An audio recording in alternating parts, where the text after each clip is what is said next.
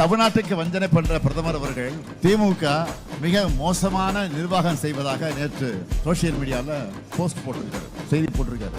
இவங்களுக்கு இதே வேலையா போச்சு. தமிழ்நாட்டுக்கு வர அமைச்சர்கள் எல்லாரும் இப்படித்தான் எதையாவது பேசி சொந்த காசுலயே சூனியம் வச்சுக்கிறாங்க.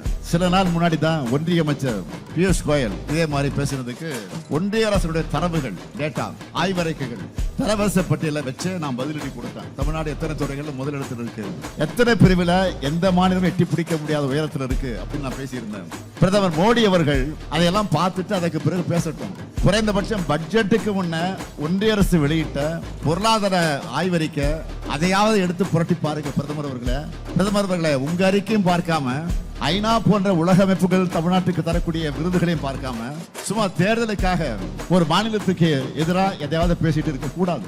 பாஜகவை சேர்ந்த மோடி அப்படி பேசினா நாங்க கண்டுக்க மாட்டோம். ஆனா நாட்டினுடைய உயர் பொறுப்பில் இருக்கக்கூடிய அனைத்து மாநிலங்களுக்கும் பொதுவாக இருக்க வேண்டிய பிரதமர் இப்படி பேசக்கூடாது. அது நீங்க வகிக்கிற பதவிக்கு அழகல்ல.